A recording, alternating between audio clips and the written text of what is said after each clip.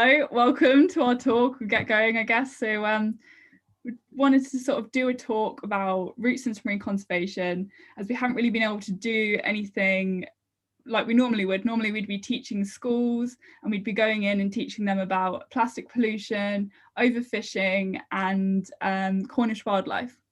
But we haven't really been able to do that at the minute because of COVID, and we haven't been able to get into schools. So we thought, okay, we'll take a different approach to education outreach, which is what we do. And yeah, so we decided we'll focus on careers, and we tried to get a hold of some schools and colleges. We've got some people from schools and colleges here, and we've got some people who are older. It's just a big mix of people now, which is great. And it's more just to talk about getting into conservation. So we've got a variety of speakers of different ages, different backgrounds, different experiences, which would be great. We look forward to you all being able to hear what they have to say. But as Sophie said, I'll just repeat, if you keep your microphone muted, just because there's a lot of people, we're expecting about 100 people. So that may make a lot of feedback if we have lots of people with microphones on. So please keep them off unless you're answering a question. There'll be question sections between each speaker. Yeah, and the talk's been recorded and will be added onto YouTube in case you miss anything tomorrow. But yeah, our contact details here, and I'll re-show that at the end if you want to get in contact with us. And there'll also be a feedback form that you can also add your name onto a mailing list for any future events we do. So great, I think people probably join as we go, but we might as well get started with our first speaker. That is just quickly, someone's got just a question in the chat. Is it possible to obtain a certificate of participation by attending these lectures? I don't think so, but we can look into it. Yeah, I guess we could look into it, but it's not, we can't really, I don't know. We'll get back to you on that because I haven't thought about that. Yeah, I'll note down your name and I can shoot you an email. Thank you. Yeah, so Pilar, if you want to, I think you can share your screen. Pilar's going to talk about her journey into her career. She's worked with coral restoration and she's currently doing her master's on seagrass. So good to hear about that. If I can stop my sharing, but my mouse has, okay. Can you all see my screen now? Yes. Yeah, sweet. Perfect. So hello everyone, my name is Pilar Ferrer. I'm currently undertaking a master's in marine conservation at Plymouth University. And today I'm going to talk about how following my passion for the ocean has taken me where I am now. So first of all, I want you all to take a deep breath in. Now, did you know that 50% of the oxygen that just went into your lungs comes from the ocean? Isn't that amazing? The ocean is our life support system. Without the ocean, we wouldn't be here where we are now. That's why we need to conserve it. Now, when I was a kid, I had no idea about that. I was born and raised in Mallorca, an island in the Mediterranean Sea. Now, there, because it's an island, the ocean was our backyard and our playground too. It's where we spend most of our time. This is actually my small cousin playing around, and we like spending a lot of time there. When I was 16, 17, I had no clue of what I wanted to do. I had no clue what I wanted to study. I just knew I didn't want to be in an office doing things I didn't like. Now, in my school, we didn't get told what was marine biology. I had no clue what that was. So luckily, I met a researcher who was investigating dolphins in the Mediterranean. And then I knew there was a way of studying something I actually liked and something I actually enjoyed doing. So I followed what I loved, which was being by the ocean, reading about things related to the ocean. And I went to Plymouth University to study marine biology as my undergraduate course. I was lucky I got the student loan and I got accepted, and this was a great 4 years study. which I really enjoy, and I learned loads. Now, one advice I want to give you guys is do what you love, because if you do something you love, you never work a day in your life, and do what you're most passionate about. Now, I wanted to continue my field experience as a marine biologist, and also wanted to do my dive instructor course, so I decided to go to Indonesia. Indonesia is located in the Coral Triangle. So there is loads of different species of corals and loads of different colors. These are coral reefs. Coral reefs are very important for marine animals because they are a home to many fish and to different species. And also it's a place where they go and feed and hide from predators. It's the metropolitan of the oceans. But coral reefs are also very important for humans because they provide coastal protection from storms and also provide food security. However, 75% of coral reefs are threatened due to human interactions. Where I was in Indonesia, the most human-related interaction that we saw degrading corals was bleaching. I don't know if you guys are aware of bleaching, but in simple terms, is the process by which corals become white due to ocean warming. And these whitening, which is known as bleaching, then leads to death. Now, the second most threatening impact that we saw where I was destructive fishing practices. Here on the left is my colleague Danny, who is trying to retrieve a massive net on corals. Now, nets like these are very damaging because they end up suffocating corals and they trap lots of small fish and animals. So we need to retrieve these nets in many occasions. When we retrieve the nets, however, we get these fragmented corals that are attached. And we also get these small fish like you can see in this picture.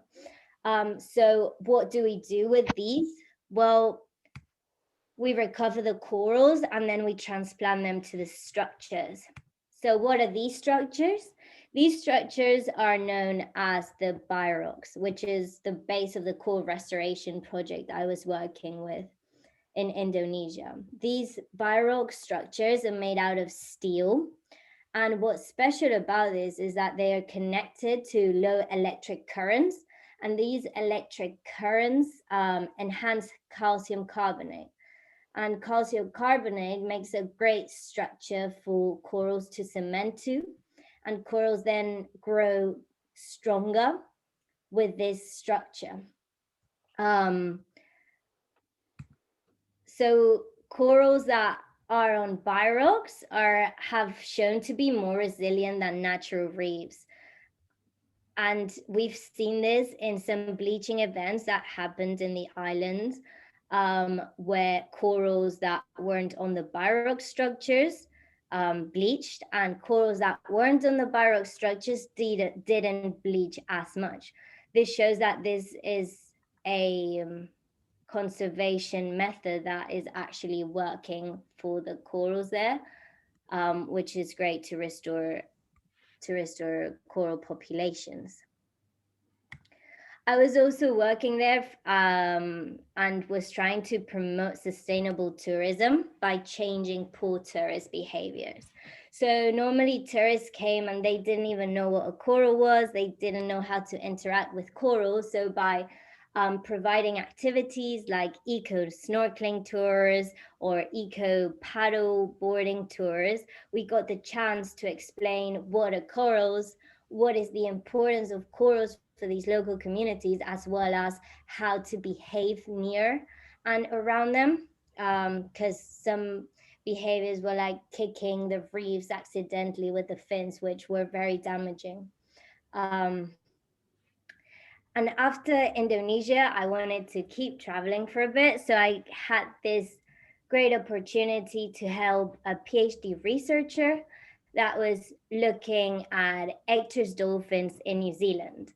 So Ector's dolphins are a very small species of cetaceans, and these are only found in the South Island of New Zealand. Unfortunately, they are endangered species due to different human interactions around the coast, like fishing and also aquaculture. So this researcher was looking at the impacts of mussel aquaculture on these species of dolphins. So I went there for 3 months and volunteered with my colleague. And this is us on the field work, getting some water samples to see how water changes in aquaculture farms. So my advice here would be to be proactive. No one will hand you anything for free. No one came to knocking to my door and say, hey, do you want to come 3 months, help me out in this project looking at dolphins in New Zealand? Before that, I had sent, I think, 30 emails to 30 different researchers in Australia and New Zealand, and only 3 of them got me back, and one of them actually wanted my help on the field. So it is hard, but if you put the effort and you put the time, you'll get there where you want.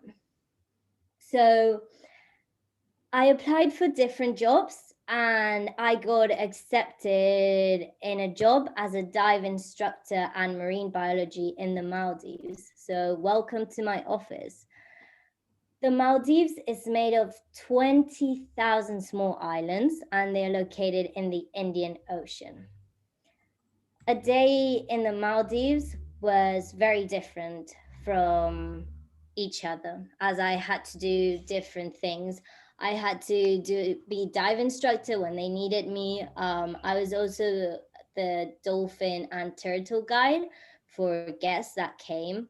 I was in charge of the coral reef restoration project. I started the marine turtle nesting program, and I also gave the educational workshops for guests and local workers. So I guess the most challenging thing, and well, the thing that I am most proud of, was behavior change, particularly of the locals who I worked with in that environment. So I realized they really didn't care about the litter that we had in the beach where we worked. They didn't really care about how the health of the corals. I realized they didn't care because they didn't know about the threats that they were and the consequences that that could have on them. But how could I change that behavior? How could I make them care? Because just saying to them, hey, don't throw this, won't actually make a change if I'm not there. So how did I manage to change their behavior? In the end, it was pretty simple. I became their friends and I understood their culture and their lifestyle. And once I became very close friends, they started trusting me. And once they trusted me, they understood the problems the oceans were facing and that they, with each behavior, they could make a change. So these are some pictures of me and Asil, one of my team colleagues who I was working with. We were recovering a net from a coral when we were in our snorkeling turtle snorkel tour. This is a sequence of us recovering it. And then they started doing things like this by themselves. This is Abe, another teammate who I was working with. He was paddleboarding, and then they started realizing that they could actually make a change themselves. And this is Rashid getting some styrofoam from the ocean that he just saw and went to pick it up. So my message here is small behaviors do make a big impact, and we can all make a difference by contributing in different ways.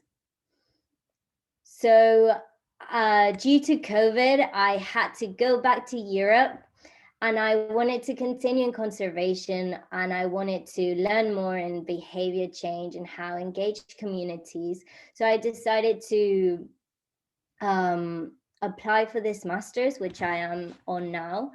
And for my master's project, I'm going to be monitoring seagrass in Jersey with Blue Marine Foundation.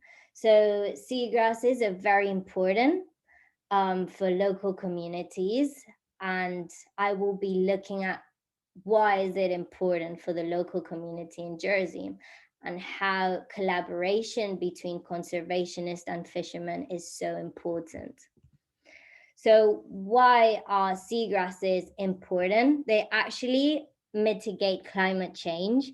They have the ability to sequester carbon from the surrounding waters, and they store it in the sediment. They also maintain food security as they act as nursery, refuge, and foraging ground for small fish that are around the area. And they also provide coastal protection, filter water, which improves the water quality. So they are a very important ecosystem, and it is also very important to learn how to manage these ecosystems in collaboration with fishermen and the local community. So I would like to end this presentation with this quote, which is, "The greatest danger to our ocean and planet is the belief that someone else will save it." As I said before, we can all make a difference in different ways. And we have all the potential to create a change. Thank you very much for listening, and I'm very happy to answer any questions. Great, thanks, Pilar. Yeah, there's some few questions in the chat. I don't know if you want to address those first. Let's see. Have I stopped sharing my screen? Yeah. I think so.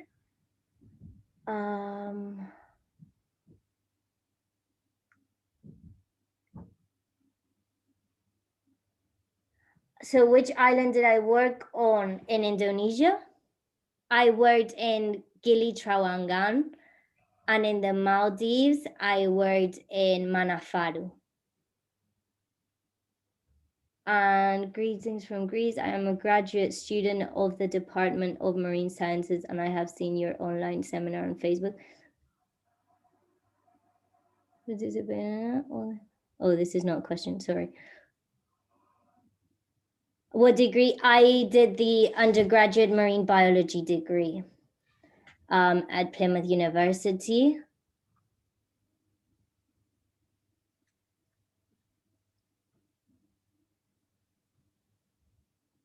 Cool. So apparently you had a lot of, this is a question. Apparently you had a lot of work in the field. What percentage of people in the Maldives do you think respect the marine environment, and in particular the corals? Because apparently the water is in excellent conditions. Well, so there is a lot of engagement in the local community there.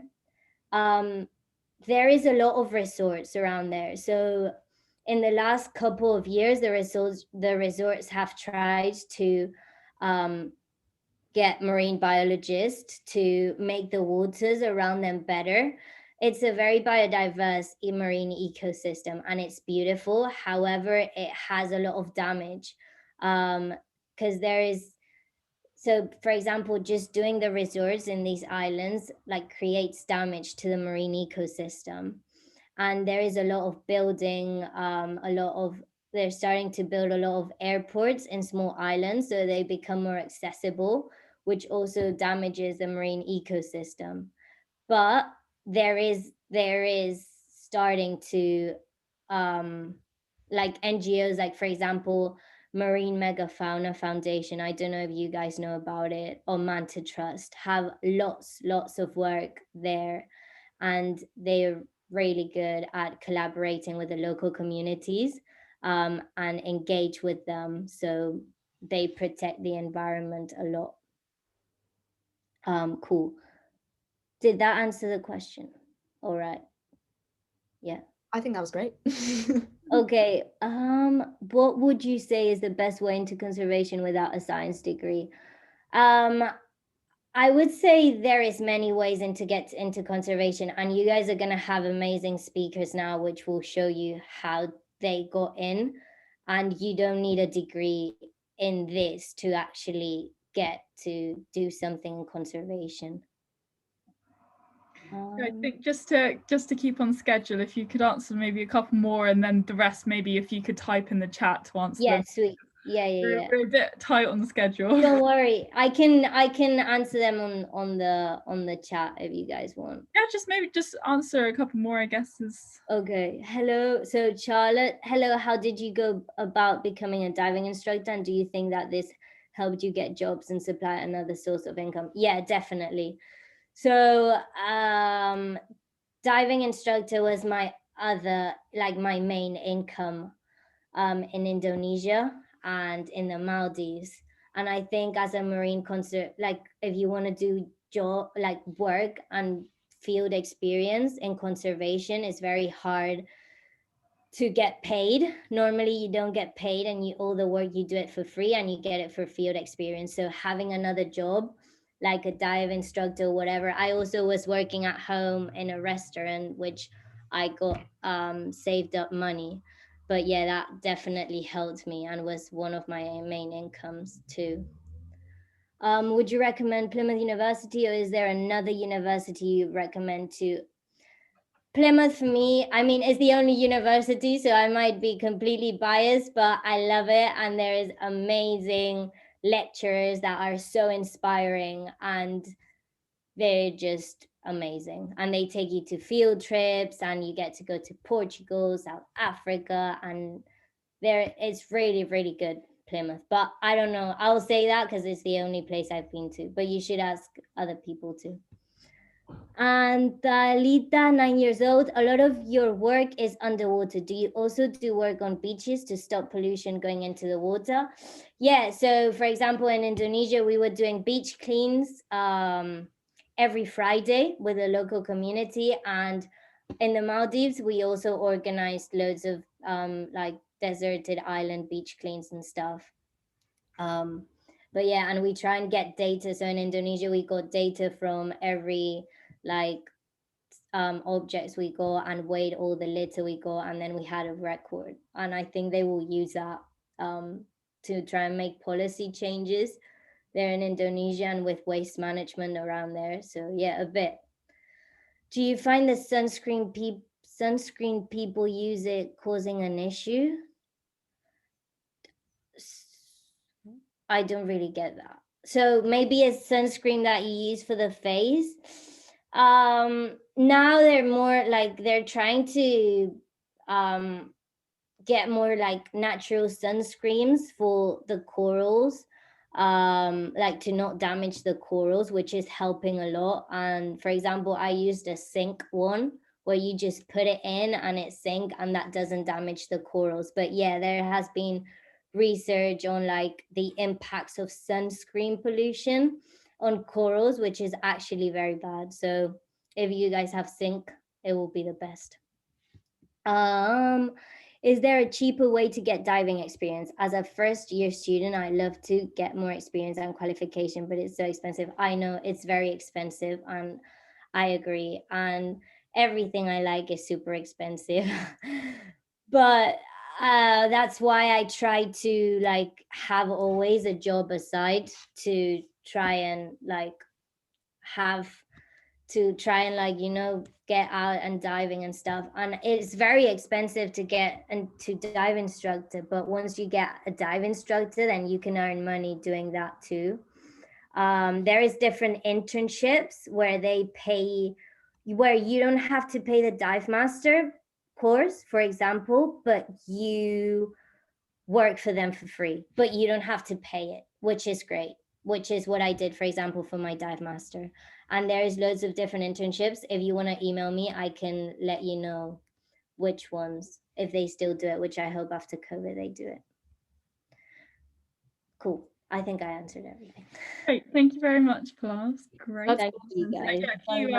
If you answer any more questions that come up in the chat, would be fabulous. Cool. Yeah. I think Sophie's introducing our next speaker, Kayleigh. So I'll pass on to Sophie. I believe it's Jess. Yeah. Oh, yes, my God. It is. So Jessica's gonna go next, and she's talking to us a little bit about how she got where she is, and and some on her turtle research. So yeah, I'll let her take it away, but I just want to say thank you guys all for the questions in the chat. They've been really good, and I'm sure our all of our speakers would be completely happy to field any questions in the chat, or just send them a message or an email. I'm sure they'd be more than happy to answer your questions if we don't have time. So awesome. Jess, are you there? Hi everyone, I hope you can hear me all right. Yeah. I will just share my screen, bear with me. All right, here we go. Can everybody see my presentation slide? Yeah, we can see it. Brilliant. Well, thank you everybody for having me on this talk. It's really exciting to be able to talk a little bit and follow on from Pilar's amazing talk. I'm really jealous about all her time underwater.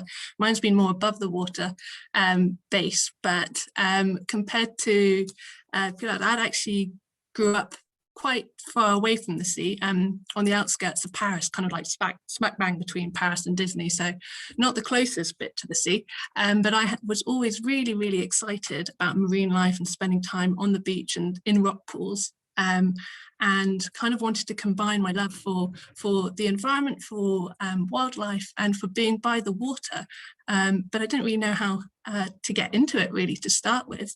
And for anybody who's joining, who's at school age or in college, well, first of all, like massive congrats for your proactivity, because it really shows some dedication joining at this age and actually having an idea of what you might want to do next.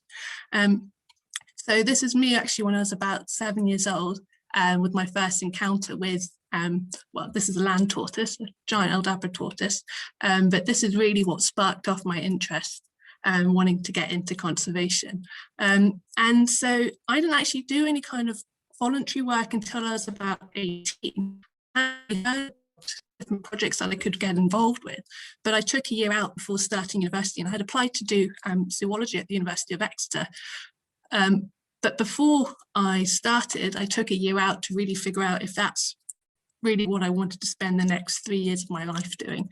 And this project was with Global Vision International based in Costa Rica, and it was kind of mixed between rainforest ecology and also marine conservation at the same time. And it was a 2-month project, and it was brilliant because it really trained me in a range of different like surveying techniques. We did a lot of boat-based surveys of birds. We did a lot of rainforest like camera trap work and kind of monitoring bird life and reptiles and monkeys and all sorts. Which was brilliant because it gave you these whole range of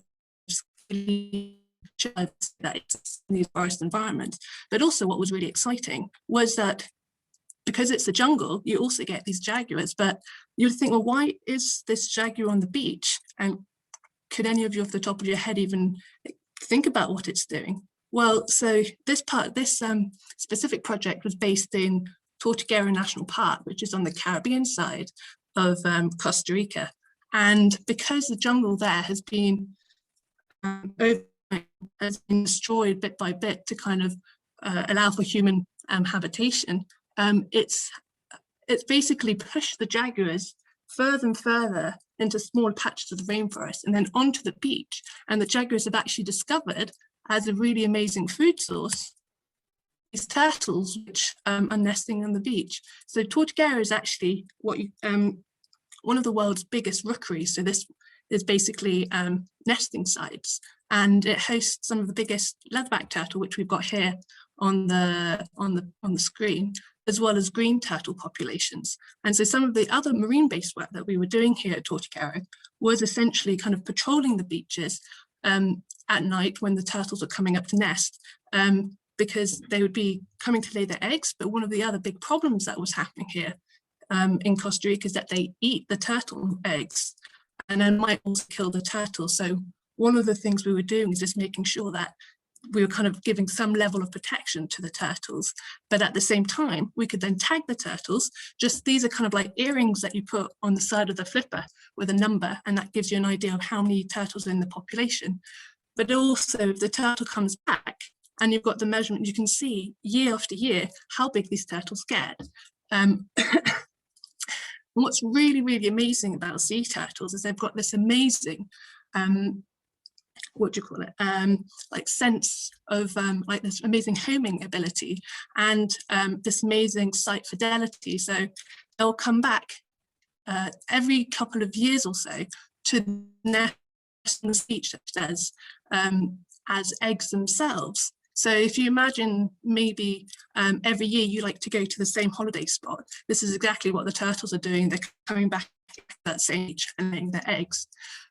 So I was there mainly during the nesting season. So that's when the adults would be coming up and only the females ever come back to land.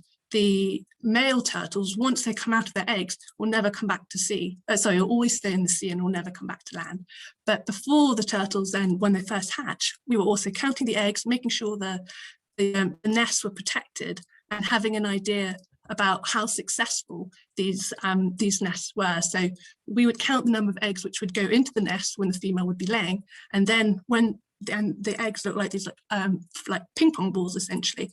When they crack, they're not like a chicken egg. They don't like shatter. They kind of keep their shell. So you can see how many of the eggs successfully hatched and how many of them actually didn't make it. So you can have an idea about the success rate. And actually, only 1 in about 100 eggs make it to adulthood. So it's a really, really slow number. So this is just a diagram just to show you like the really important, like the complex lifestyle of these turtles. So as I said, if we have a look here, so only your females will ever come back on land. They'll lay their eggs, and the eggs will take about a couple of weeks to incubate before they hatch.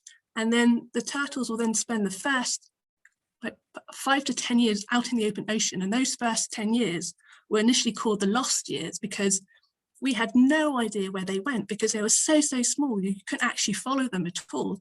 And then all of a sudden they would reappear when they'd be about teenage age. So about 10 to 17 or so, they come back to like coastal waters where they'll stay for a few years, grow up in the more protected habitats and stay away from sharks before they then change location again, and that might be across the ocean to where they will stay as adults and feed there before they might change to a whole other ocean to go and nest. So I found this all really, really fascinating, and that whole internship essentially gave me so much excitement and so many skills that I knew that I didn't only want to carry on and do zoology for my degree, but I really wanted to go into conservation and research afterwards and help protect these amazing marine creatures.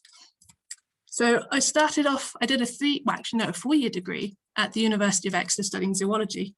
And during my time there, I essentially took any opportunity I could to do some volunteering. And as Pilar said, nothing's really handed to you. You really have to make your own luck. So you go out, look for things, and just ask. If anything, you're never going to be worse off if you don't ask if anybody needs a hand. And you get all sorts of incredible random skills. Like, I can recognize when the smell of a dead turtle from like kilometers, and you'd think, well, what's the point of knowing that? And apart, if you're actually in that field, you don't really need to know dead turtles, but if you're having to try and count how many are getting eaten by jaguars, it's quite important. But yes, so through my degree, we got to do some field work in Scotland, in the Bahamas as well, but also just volunteering locally, like doing local beach cleans and lots of bird watching. And so it's something I really urge anybody who's wanting to go into conservation, have a look at, even before going further afield, what you've got right on your doorstep. You can get involved with all sorts of really cool different projects. And one of the most important thing that I learned from these like voluntary experiences was confidence. I was extremely shy. I'd have never thought I'd been taking part in an event like this today, but it really helped build my confidence level, being able to even join these different types of projects, meet like-minded people, make those contacts, and then build up nearly like the bravery to go and ask for possible projects. So actually, I did a year abroad in Canada, and apart from being extremely cold for a lot of the time, I actually did the same thing as Pilar, and actually emailed a lot of the academics who were working at the university saying, I'm an exchange student from England. I'd really appreciate any opportunity that you might have if you need an extra pair of hands in the lab or collecting data. And actually one of the people who I was most interested in saying, well, actually at the moment, everything's frozen and under ice, but are you free in the summer at all? And would you like to help us out? And so I ended up helping for about a month, this really cool research station, and the whole research group there was looking at different types of freshwater fish and the impact of stress on their behavior. So anything from light pollution to ospreys feeding on them, to how stress would affect their wounds healing. And one of the really cool species we were working on is this fish here called a bass. And I had no idea, after even studying kind of marine-based or zoology-based like modules for 3 years, that fish can lay nests as well as turtles do.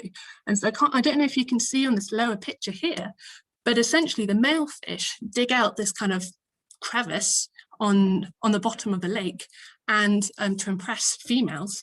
And then once the females choose the male, they will spawn their eggs, and then the male will then look after those eggs until they hatch. So it has a really important role in looking after its eggs and defending the eggs against predators who might want to eat them.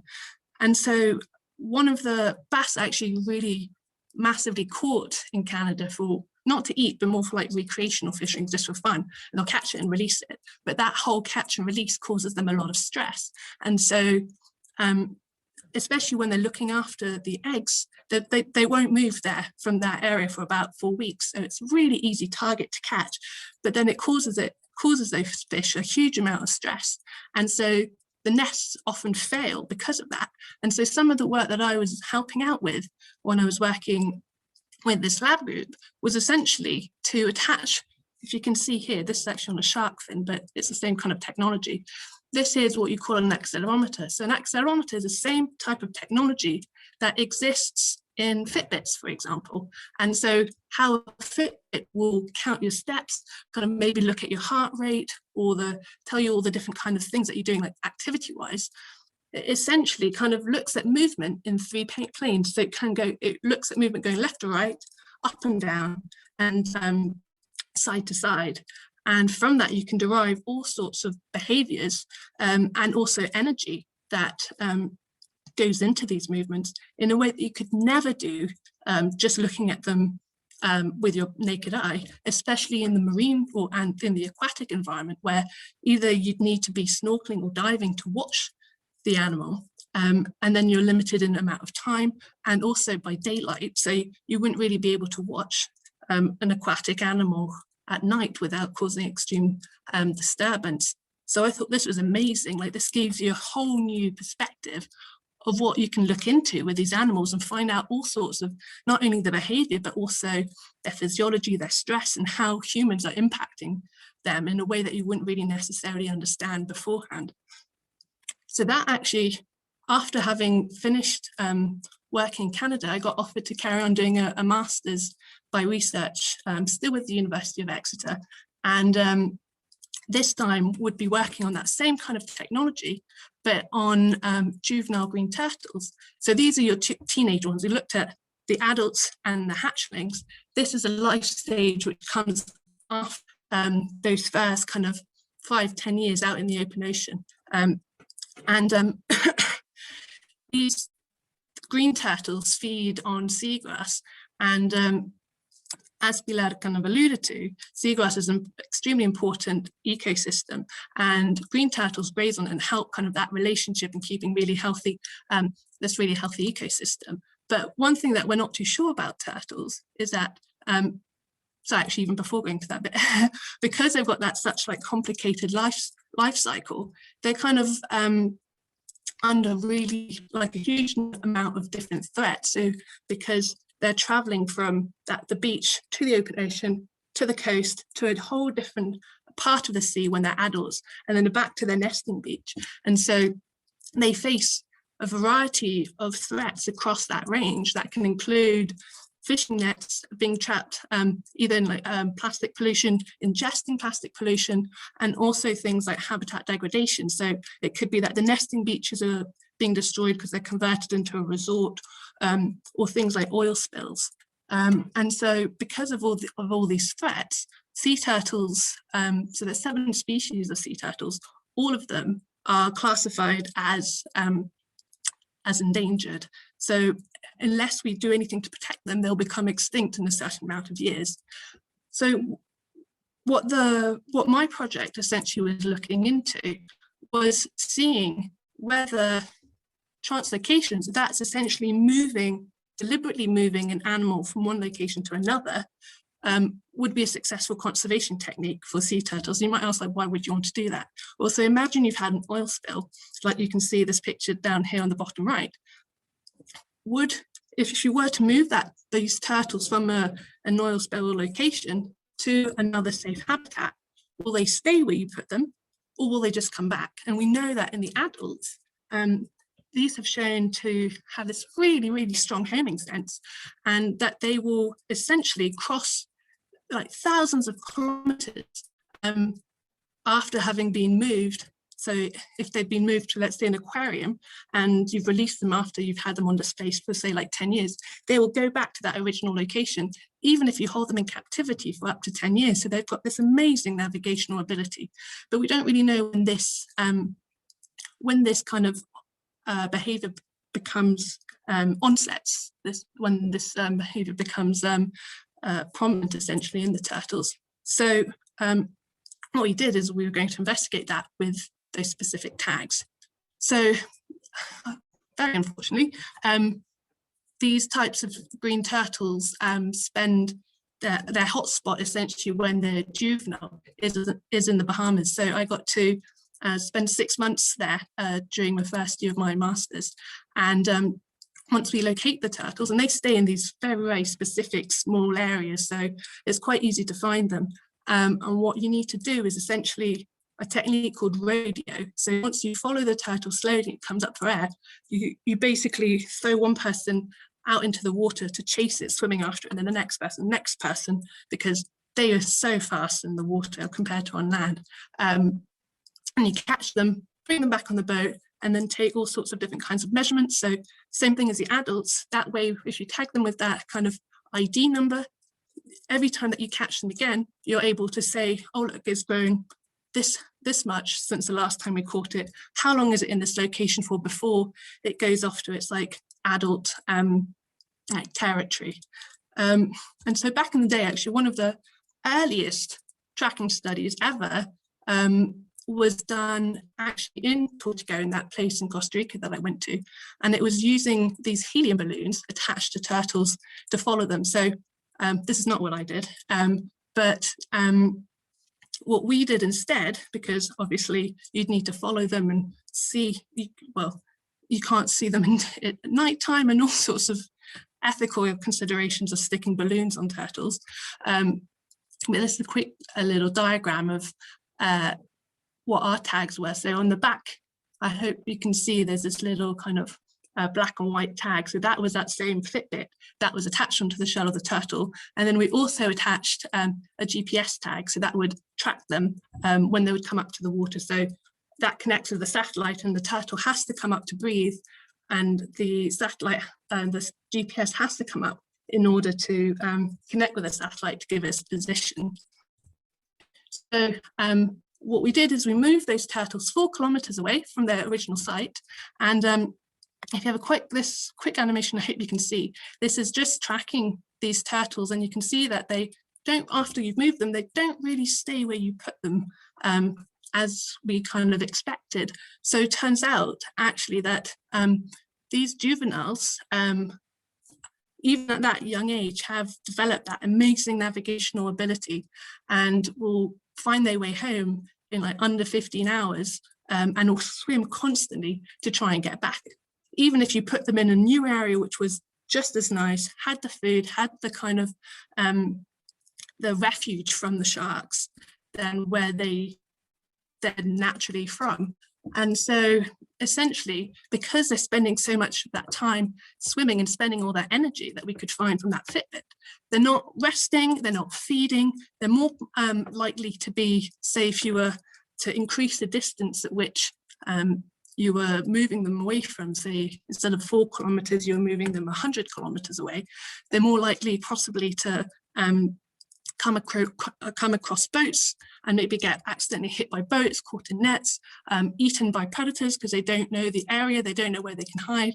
So over time, all that extra energy that they're using instead of feeding and resting can really negatively impact how much energy they might be allocating to growth, or also like their reproductive output in the end. So how well they'll be able to lay eggs in the future, for example. So essentially what that work found was that translocation, although you're doing it for the right reasons, isn't a successful technique for turtles because of this incredible ability to find their way home. And they use a range of different kind of cues to navigate. And so what's really fun is that they have no sense of direction whatsoever. I can't read a map, but these turtles, not only can they essentially read a map to some extent in their heads, they use a magnetic field, as well as say things like the position of the stars in the sky. They might use polarized light from the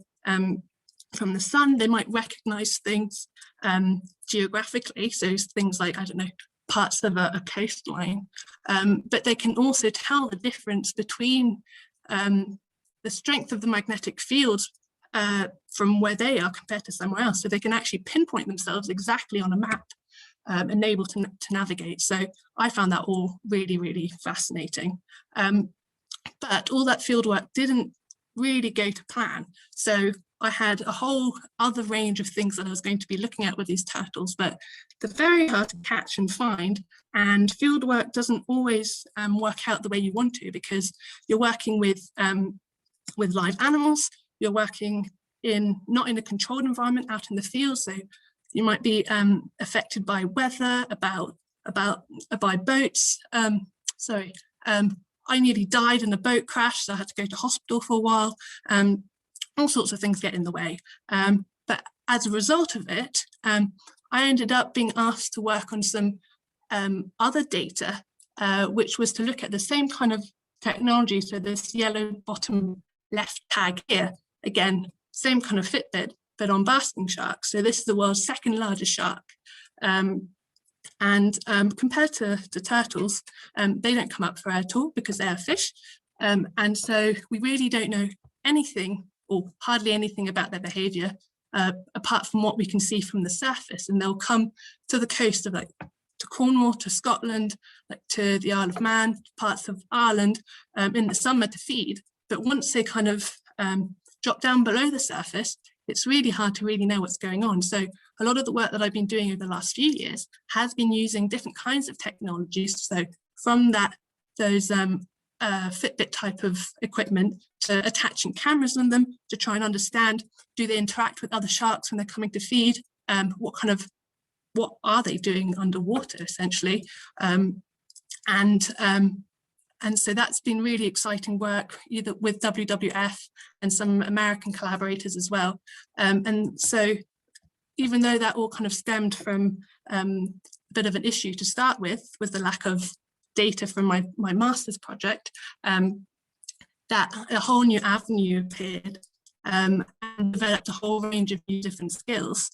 And one thing that I would really recommend anybody who wants to go into conservation, apart from the practical side of things, it's really useful to learn a technical skill. So either you're really good at, don't even have to be good at, but you learn different types of software, like mapping softwares or different kind of coding softwares, because that kind of sticks you apart from the crowd a little bit, and people might ask you to help on specific projects. So for example, the two last pictures on the right-hand side here, I was helping out as a research assistant in the Middle East, mainly on a turtle project there again, because I was asked to help with some stats, but to also help out on a humpback whale project with looking at how healthy they were and how much they interacted with fishing vessels and a type of disease using drones.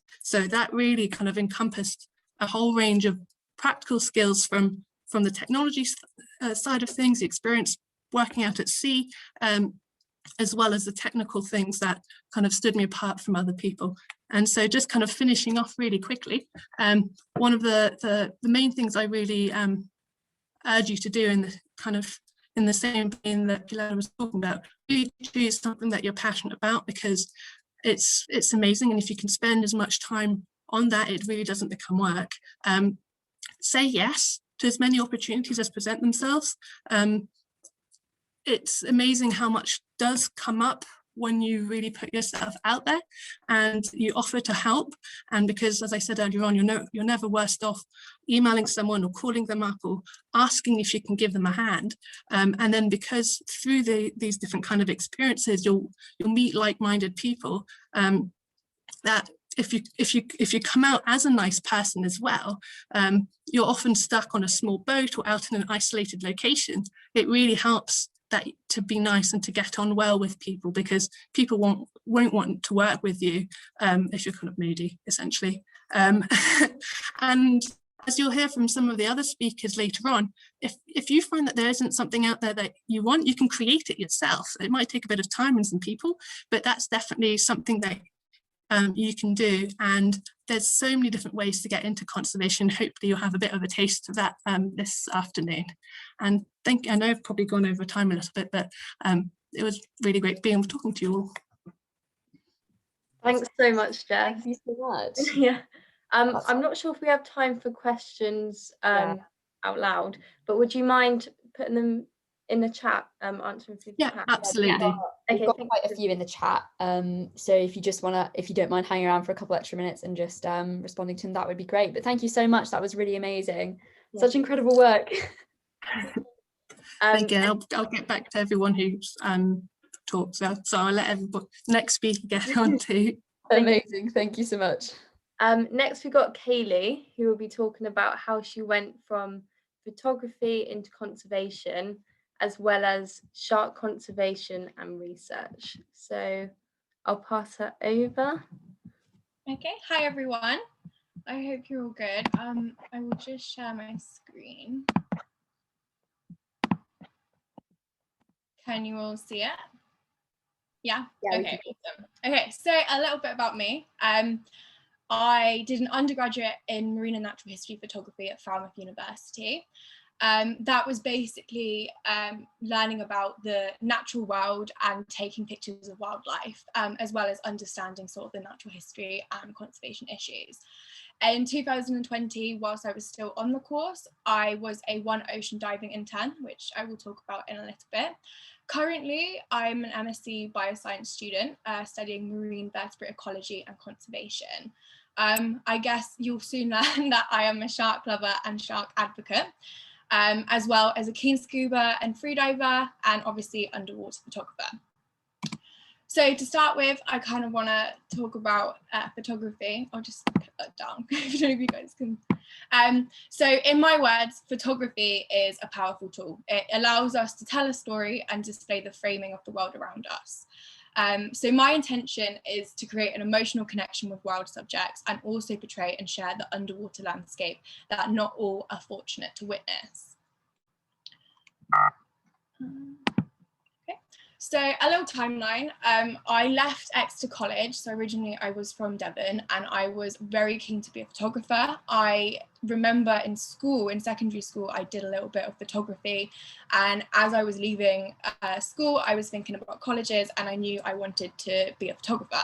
So I then went on to do a diploma, an art diploma at Exeter College, which basically covered graphic design, textiles, photography and art. And then on my final year of college, it was then just photography based. So originally I wanted to do wildlife photography and take pictures of the natural world. I was always very interested in it, you know, growing up with David Attenborough, all those sort of documentaries, as I'm sure you are all passionate and watch all those as well. So I left college and then I went into Falmouth University and obviously studied marine and natural history photography. Through my first and second year, I experimented with different photo styles, such as landscape photography, astrophotography, surf photography. I guess in a way I was kind of just finding my niche and what I really wanted to focus on and do. So here are some pictures I took in Iceland. That was in my first year of university, and I sort of gave that a go. But it kind of wasn't my niche, and it was all about kind of finding my niche in my second year of university. So on the course, we learned to scuba dive, which was very cool. And in the second year, we went to the Red Sea, Egypt for an underwater trip. So this was my first time properly using a camera housing. We basically had a full range of underwater kit that we could borrow at any time. So we took these all out to Egypt. I absolutely loved it. I discovered that my passion for the ocean and wildlife and photography could kind of go hand in hand. And I guess I found my niche in underwater photography. So in my third year, I basically had to come up with a project and what I wanted to do. And so I decided to do sharks. So they've always been a species that I have loved and adored, my favorite. And I found it, I think, quite frustrating because I know, as you all know, that they are quite a misunderstood species. And for my third year project, I decided that I actually wanted to go out and photograph these sharks and kind of show them in the natural environment, and kind of try and portray to people that, you know, there's actually quite misunderstood. They're beautiful creatures. They look, you know, amazing in the wild, and that, you know, they're really good for the ecosystem. And in the middle there is my first ever picture I took of a shark in Hawaii. It's not a great picture, but it's a really important picture to me because it was my first time ever with having a shark encounter, which it was an oceanic blacktip. So for my third year project, I realized that I probably needed to leave the country. It wasn't really seasonal. It wouldn't work to see sharks in this country. So I got in touch with One Ocean Diving. And I sort of just wrote an email to them and I explained I wanted to do my project and that I would actually love to do an internship for them. So the roles of an intern is to help towards obviously their studies. So they're a pelagic shark tour that also focuses on education and conservation, and especially around sharks. So I helped analysing shark movements based on the species, gender, depth profile and season. And I also helped out with creating social media content and helping out with beach cleans.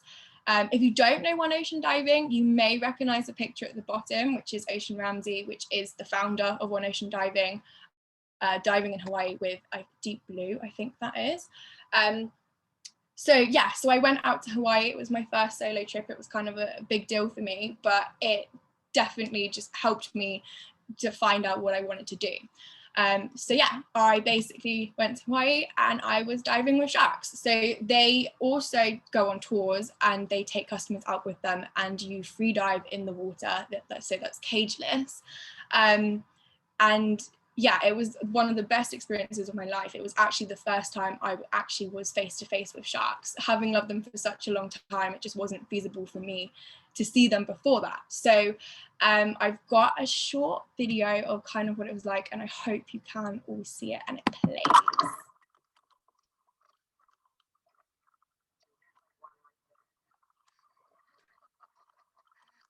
Oh, there.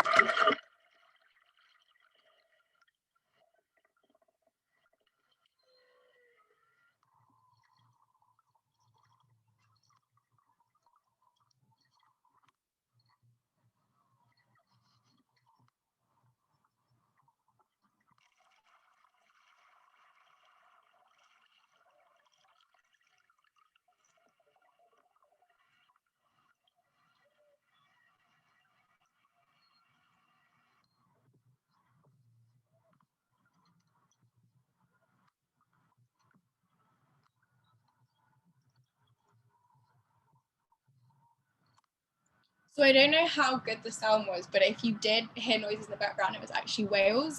It was whale seasons in Hawaii. So every dive, I didn't get to see them, unfortunately, but you could definitely hear them on every dive with the sharks. So yeah, that was basically like the working in the office basically day to day. I spent 2 months out there, and it was free diving with sharks, getting to really learn them. And yeah, so one of the things I did learn is obviously I had to learn about the behaviors and sort of their roles. So I'm just gonna kind of go into that a bit now to share with you.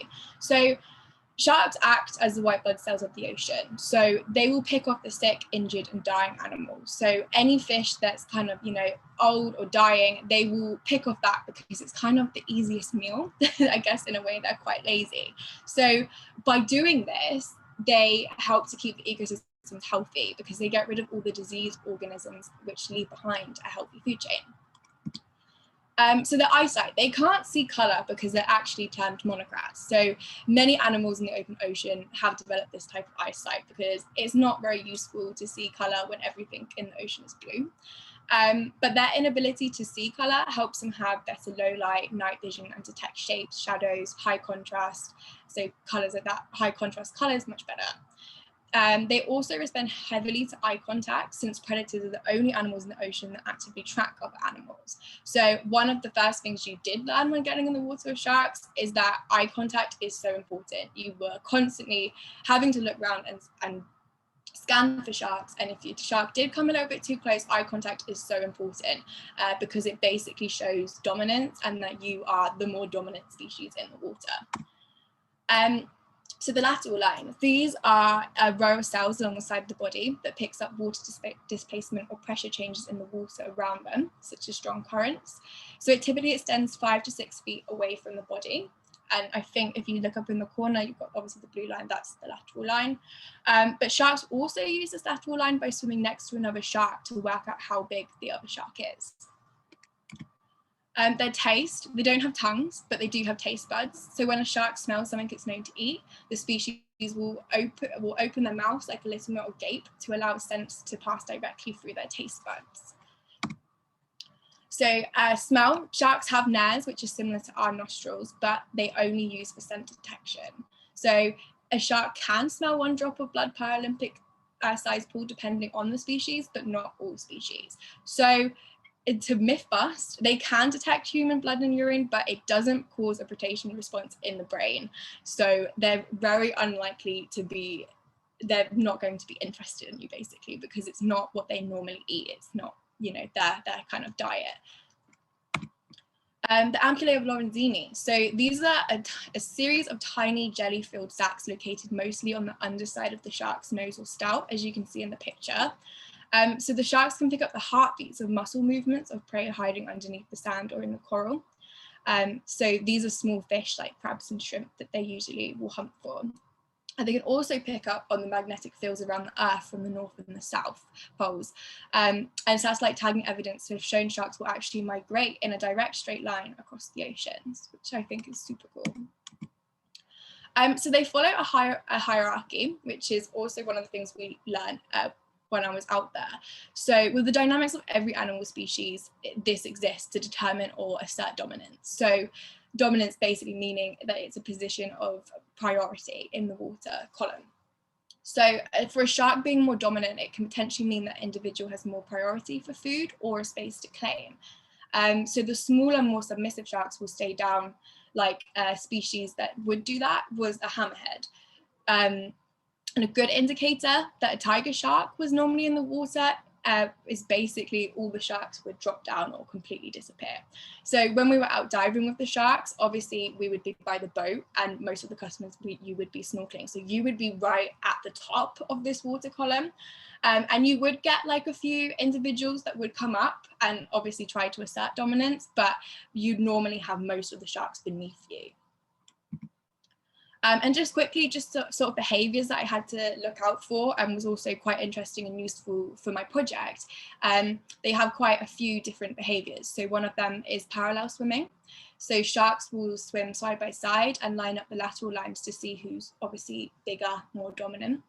You also have following, which is this picture, which is almost like tailgating on the road. So the shark will be at the back trying to imitate the shark in front by following closely behind. And they'll also do piggybacking, so one shark swimming over the other one to physically keep it lower in the water column. And you also have gill popping, which is it's like a sigh of frustration. They'll puff when they'll puff their gills and they'll take on more oxygen. So when I got back, I did my project and then I graduated, and I was kind of thinking of what I wanted to do next. And Hawaii was so inspirational for me, working with marine biologists every day. And as much as I love photography and I love being out there, I kind of had like this thought that I wanted to do more. I didn't want to just be behind the camera. I wanted to get involved in this research. So obviously with COVID going ahead, I knew my opportunities were looking kind of slim. So I looked into masters, and that's kind of where I am now. Obviously I'm studying marine vertebrate ecology and conservation. So obviously it was quite a dramatic switch. And I do remember a few people were saying to me that they were like, you know, masters are quite competitive. I didn't have a lot of background experience. You know, a lot of people that would be joining my course have probably come from an undergraduate in marine biology or something similar. So one thing I did want to really talk about is imposter syndrome. So when I did join, I did get this sense of imposter syndrome, and I feel like this is important to talk to because it'd be good for you guys to kind of have as future reference, is that just don't be put off by it. Like, you know, you might feel like you're far behind and you might have to like play this game of catch up, but everyone is so supportive, and you know, you earned your place on that course. And I think that's what I had to remember. You know, obviously the internship probably really helped me get on the course, but with having so much passion for the oceans, you know, I earned my place and I didn't have to feel like an imposter, you know. So I just wanted to talk about that. I also think, and I strongly believe, that science needs art. You know, I think for a lot of reasons. I think it can make science education fun. You know, it can make it quite visual and exciting. It can also help with scientific research. So Brubs, for example, you know, using underwater cameras to basically put them at the bottom of the ocean and see kind of what's going on. You know, that's obviously photos and videos. So it can help. And obviously IDing species, obviously that's for the use of photos. I also think it creates this window into the natural world as well. You know, people that aren't as fortunate enough to go out maybe diving or see animals for themselves, it just creates this window that they can then go and see. And obviously a tool to share research with the public. So now, talking about science, I am now doing my research project. So I am looking towards attitudes towards the basking shark.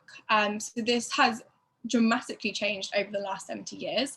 And during the 19th and early 20th century, basking sharks were heavily hunted for their liver oil. Their liver oil used to actually help to light up the streets. So that oil was used in street lamps until paraffin came in. So this had brought them to the brink of localized extinction in several places. But with numbers now much more reduced and maybe recovering, there's still little known about their ecology and their behavior. So my study will take a mixed methods approach and use historical archives to both identify the historical sightings of basking sharks and also extract the perceptions of these sharks that were recorded in historical, popular and scientific literature. So I'm just going to talk a little bit about shark conservation. I think people know a lot more now and they are understanding how important the species is. But if you don't know, humans kill around 100 million sharks every single year. And I'm sure you've heard of shark fin soup, which is down in the bottom of the corner. But the process and the practice of shark finning, they only utilize 5% of the animal. So they do this by cutting off their fins and throwing the organism back into the water, and the shark is left to drown. So in that diagram, the red is all they take, and then the rest is discarded. But it's not just shark fin soup. So sharks don't have swim bladders like other fish to help with buoyancy. So instead that they have these large oily livers to help them. So similar with the basking shark. So an adult shark's liver can be up to 25% of its body weight. So therefore making it the biggest organ in their body. So in there is what we have, which is called squalene. It's a natural compound, so it's found obviously in shark liver oil. And the uses for squalene include antioxidants, anti-cancer, and skin hydrating purposes. So because of its skin hydrating purposes, you will find it in a lot of cosmetics, such as sun cream, day cream, night cream, anything with a moisturizing property. It could have shark liver oil in. And I think this is an issue that we don't talk about enough. I think shark fin soup is quite a big subject, but we are using sharks in other products as well. And also in meat, for example, there's a lot of shark meat in products that you might not think it is. It's in some cat food. I have gone to the shop before and they use nicknames for sharks, which I'll go to in a bit, and they'll kind of cover it up and they don't kind of have to declare it, but it does in fact have shark in. So the key 3 steps in protecting sharks. So to reduce the numbers of sharks caught commercially, we need to be strict on species specific quotas and stock assessments need to be made.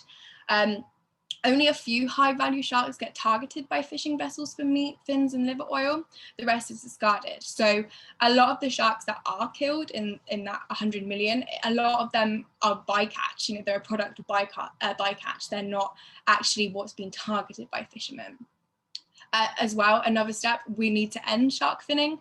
We know regulations need to be made that a shark must be landed whole, no loopholes. So in the EU, they did ban the removal of shark fins whilst at sea, but there's still a lot of loopholes that happen. You know, you can still come into the country with shark fins in your suitcase and it's not a problem. There's a lot of loopholes. It's not pretty. And just in general, we need to reduce the demand for sharks. You know, this does include shark fin soup, shark squalene. We just need to lower that in order to protect sharks and also protect the oceans. And then what can you do? You can educate yourselves and others. I mean, I hope this talk has kind of inspired you that sharks aren't this mindless eating machine. They're great for the ecosystem and they're quite a beautiful, interesting creature. So I think it's really important that we need to talk about sharks, and we do need to spread conservation awareness and you know, make people understand that be curious by sharks, I guess.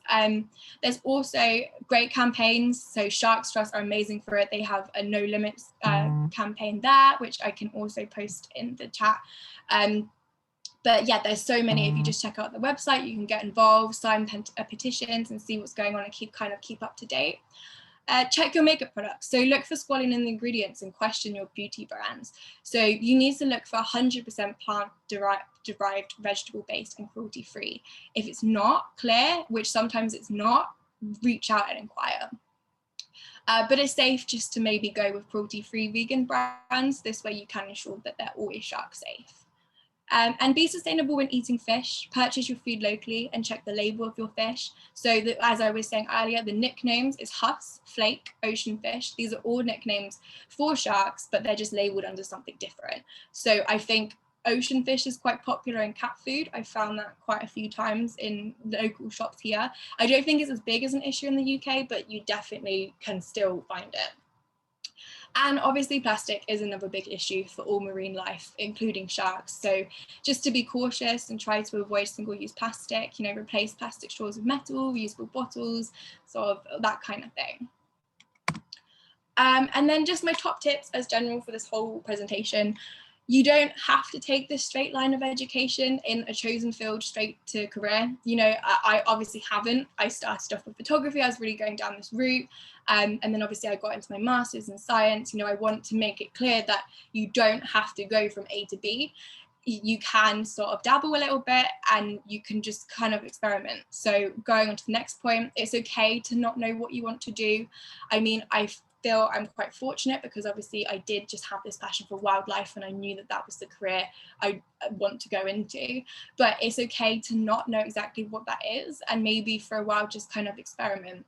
And that leads on to experience and internships. I think they are key because it will just grant you that experience in the field. I mean, you can go for education and you can do all the academics, but at the end of the day, it's that's kind of just academically. You know, you need to go get that experience out in the field, and meet people in the field already, and just maybe that can help make a decision.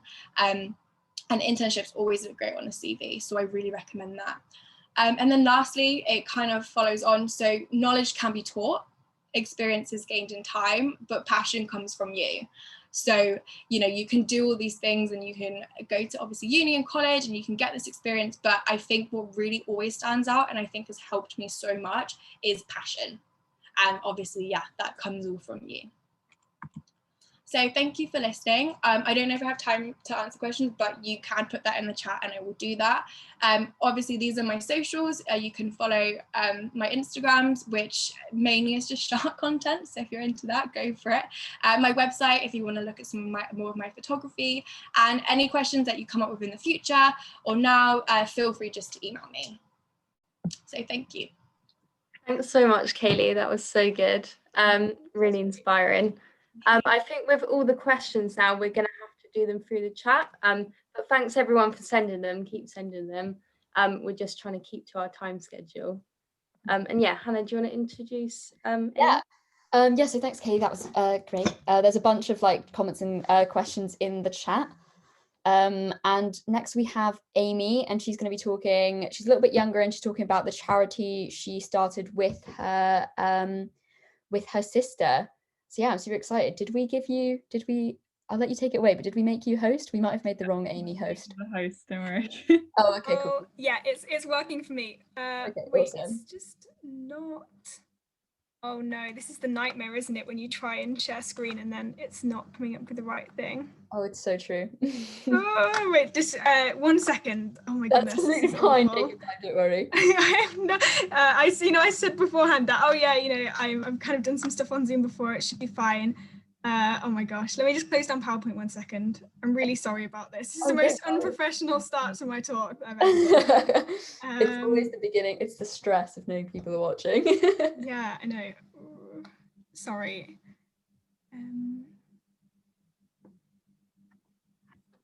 Okay, I'll try again now. Give it a whirl. Okay, it still doesn't seem to be wanting to let me share screen. So I could always share your presentation, but it gets a bit annoying with having, if you don't mind, but obviously having to be like skip. Yeah, I'm really sorry about that. I have no idea what has happened to my. I can share it if you just tell me when to change sliders. Yeah, okay. I think I did like adjust the slides slightly, but it's not. It's better than me fumbling here for another like 10 minutes. So yeah, if you wouldn't mind. 1 second. Otherwise, I can just go without the PowerPoint. Veronica said, or she can start, or she can go first.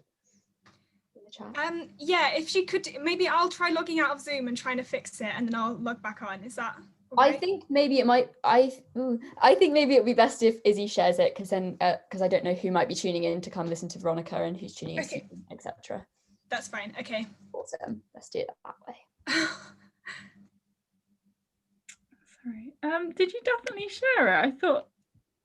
I sent it by email, but you know what? I'll just do it without the PowerPoints. They're not that crucial. I haven't got any videos or anything, so it's my fault. So don't worry. All right. Unless wait, let me just try this one quick thing.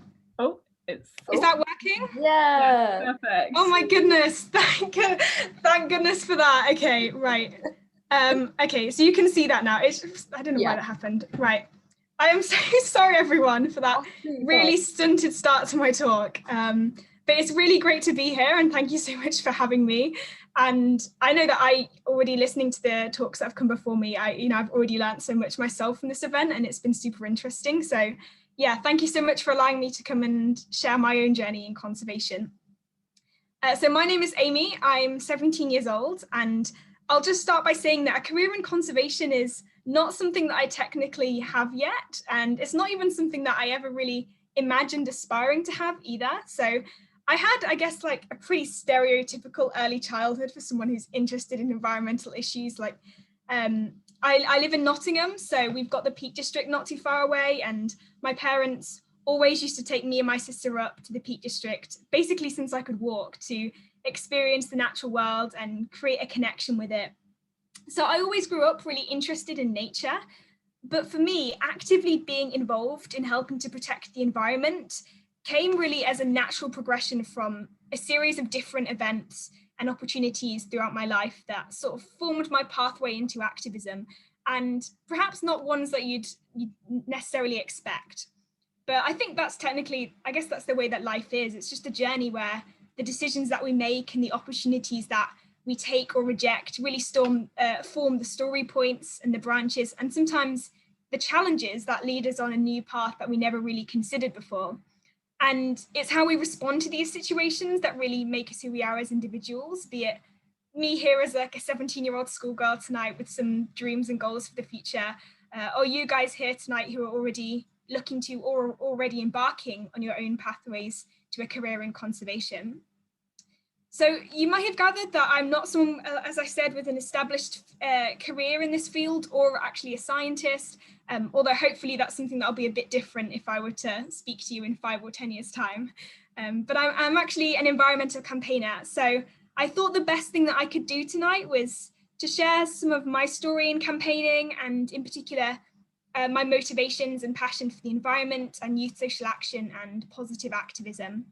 And I'll tell you about some of the experiences that I've had and some of the opportunities that have come along and I've grasped, often or sometimes even because they sort of push me out of my comfort zone. Now, weirdly enough, my journey into environmental activism actually started, this is going to sound really weird, right, with dog poo.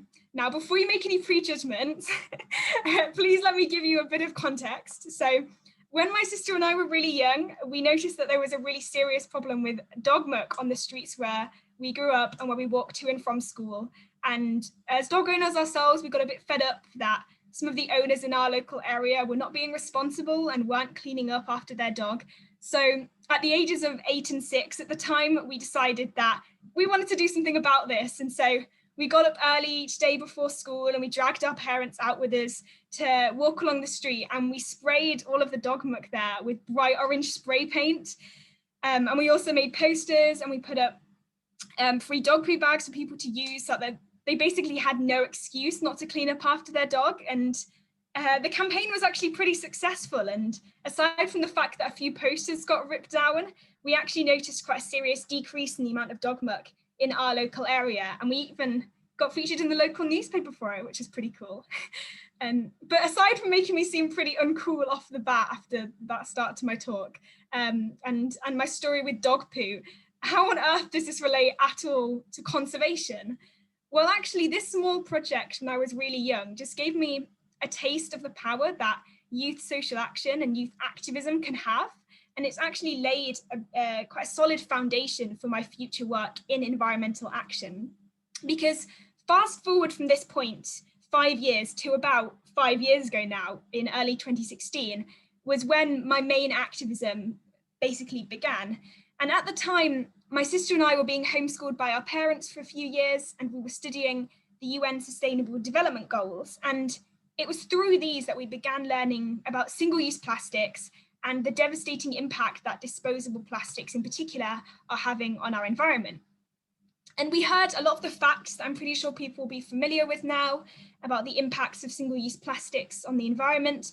And we saw all the really horrific pictures of seabirds and sea mammals killed by plastic in the oceans. And we found out really that this wonder material we call plastic is actually not so wonderful after all when its properties don't match its function.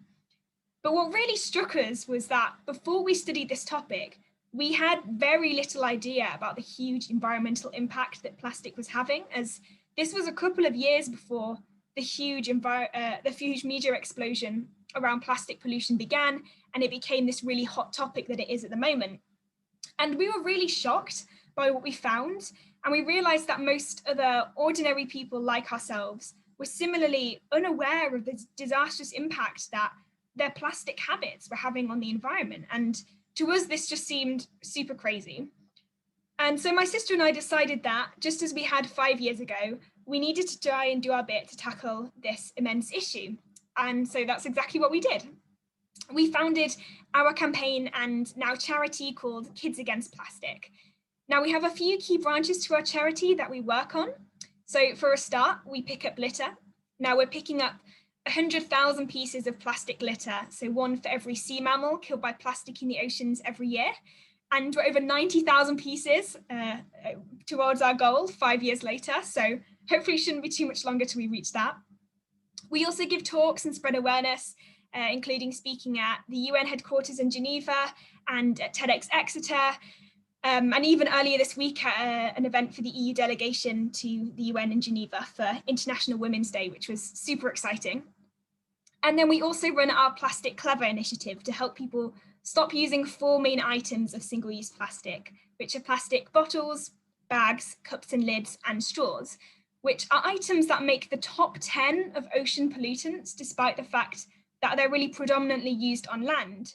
So the idea of Plastic Clever is that it's something that's really simple and achievable, without it being something that's really expensive and time-consuming to reduce our single-use plastic usage, like going completely plastic-free often can. So we have over 1,000 schools and over 50 cafes, businesses, festivals, and even councils around the UK who are involved. And then finally, we also run our kids team. And so we have over 80 kids as part of our team from around the world so that we help with their actions to tackle plastic pollution in their local area. But in particular, it's sort of our journey through Kids Against Plastic that I wanted to focus on today, because we'll openly admit that when we got started, and even to a degree to this day, we sort of have made it up as we go along to some extent. And I've mentioned that Kids Against Plastic has been a journey for us, and that's because it honestly has. We could literally never have imagined that we'd be in the place we are at this moment 5 years ago, or that the opportunities that we've had along the way. And I think the reason why this is so important is because the things that have happened to us through our charity are things that could literally happen to you too. We are just totally ordinary people trying to do our bit. And with a bit of initiative and willingness to push yourself out of your comfort zone, they're absolutely things that everyone in this call can do too. And the great thing is you don't have to wait until you're older, until you have a degree or a job in the field of conservation. You can literally start now. And so here are some of the highlights from our own journey through Kids Against Plastic that might be useful for getting you on your own path into conservation if you aren't already. So when we first started our charity, one of our inspirations was someone called Emily Penn, who is an oceans advocate, and she's a skipper, and she does lots of work addressing plastic pollution. Her organisation, Expedition, is a group of all female sailors who take voyages by boat to different places around the world, and they sample for microplastics in the water. And in 2017, they did a trip here in the UK, traveling around Britain by boat and stopping off at different capital cities in the 4 countries they visited. And we were lucky enough to accompany them, not by boat, unfortunately, due to our ages at the time, but as the land-based ambassadors for the trip. So we were involved with the outreach at each port the boat arrived in, and we got to speak to young people in different places about plastics and their impact on the environment. And it was through this amazing trip that we got a chance to speak at some really cool places, such as at the parliaments in Wales, Scotland and England, about plastic pollution and the urgency with which we need to address it.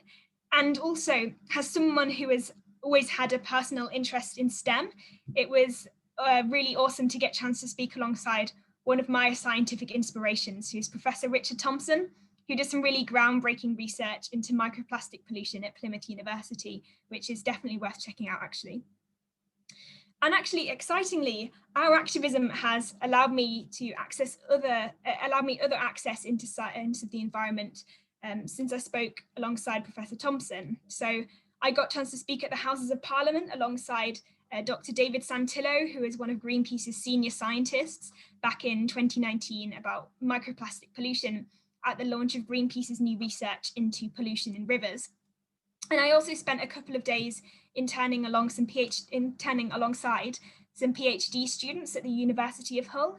And I got a chance to find out and help with the preparations for their trip to sample for microplastics in the Mekong River. So these were some really incredible experiences that were invaluable to my own scientific understanding and have even allowed me to start doing some of my own research of my own to some extent.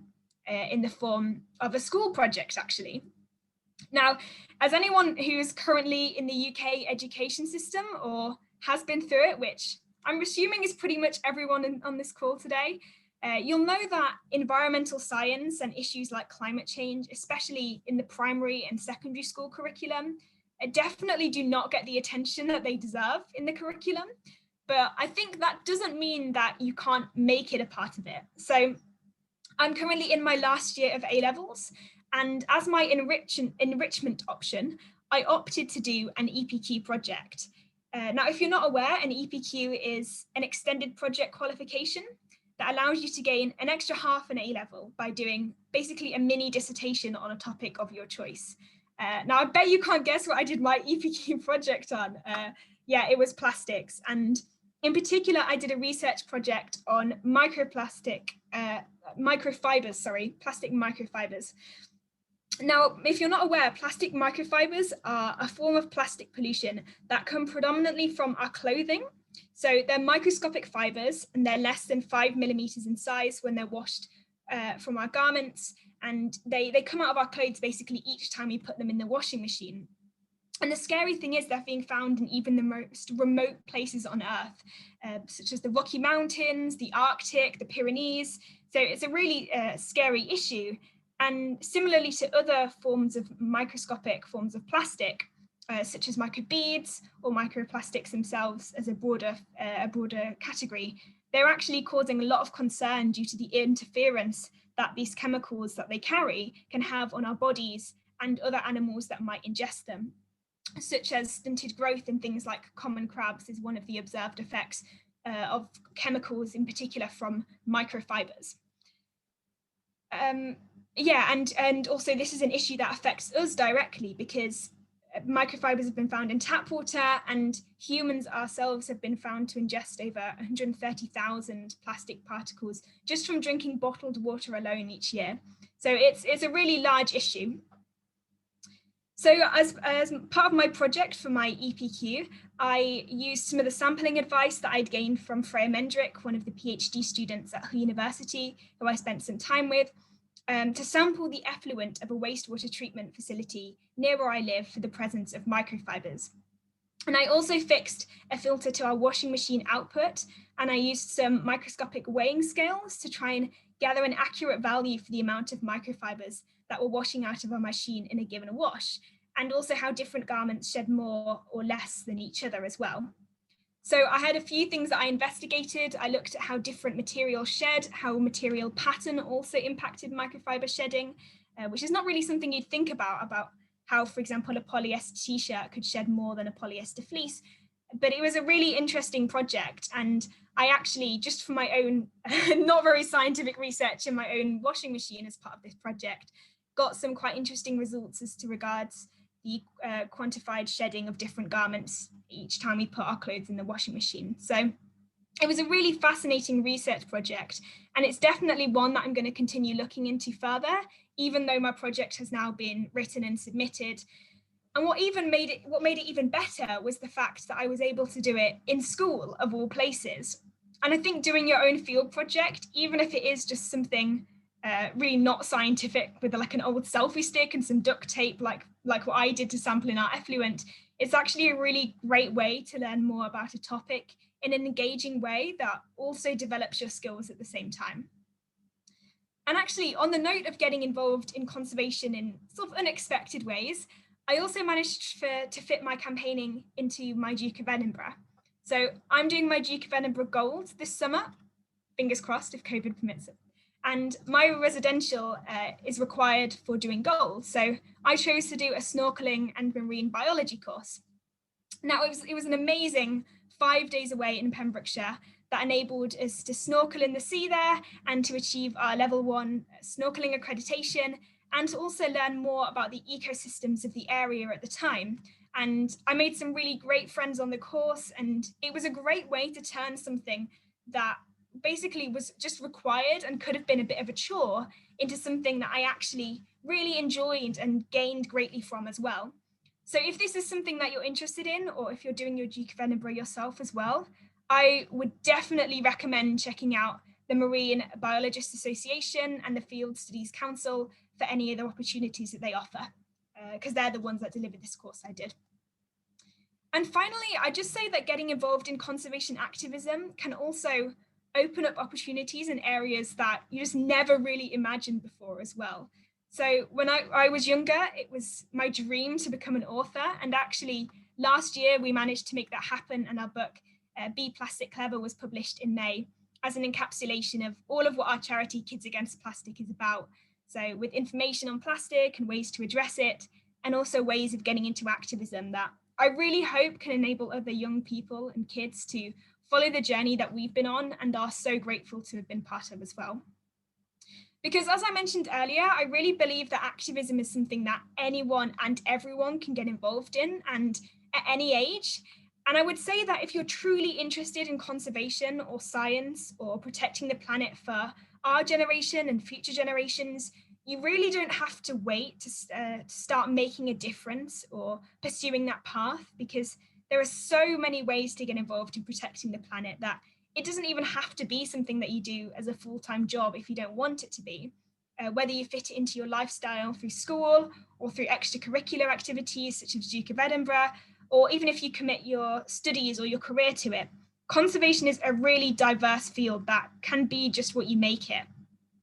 And I think if there's one thing that I've learned and would pass on to anyone else looking to get involved in conservation, it would just be that if you have a passion for something and you have a passion for something and you want to pursue it, then just don't wait. Just forge your own path and create the future that you want as well. So thank you so much for listening, and it's really great to be here, and I look forward to the rest of the talks. Amazing. Thank you so much, Amy. This was great. Perfect. Awesome. So, oh, hi, Veronica, sorry. Hello. So once again, I think there's a couple little bits and bobs in the chat. If you don't mind just kind of like hanging around for a couple of minutes. Perfect. I'm so inspired. Oh, that's cute. Fab. And then I think we'll take it away with Veronica. I think Sophie's gonna intro you. Yeah, so next is Veronica. So she had a career change into conservation, which she's going to talk about. And she's also doing some fascinating research into shark products. So yeah, I'll pass you over. Thank you so much. This has been really, really inspiring listening to everyone. I hope you can see my slides. And so I'm going to talk to you a little bit about my journey from doing other things into sharks and race conservation. So if I could please ask everyone to go onto Mentimeter, so it's www.menti.com, and use the code 23066727 so you can answer a few of my questions, okay? So here is a picture with my favorite shark in the whole wide world. They are called black-tip reef sharks, and they are just absolutely stunning. It looks like someone literally turned them upside down, dipped them in black paint. Oh, they are just so beautiful. And this picture was taken by Jim Ward, and that's me with my Axigo, actually, that Kayleigh mentioned in the chat. So when you think about sharks, what comes to your mind? So if you could please go to Menti, that would be amazing, so we can see, and just put whatever comes to your mind. You can put up to 5 different things, and hopefully we'll get to see everyone's responses or everyone's words. So let's just give a little bit of time.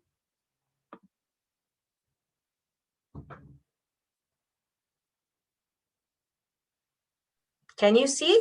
Yeah, we can see it. Yeah, we can see it. Okay, perfect. My mind's just gone blank. I'm just trying to think. Okay. Oh, wow. Okay. Oh my God.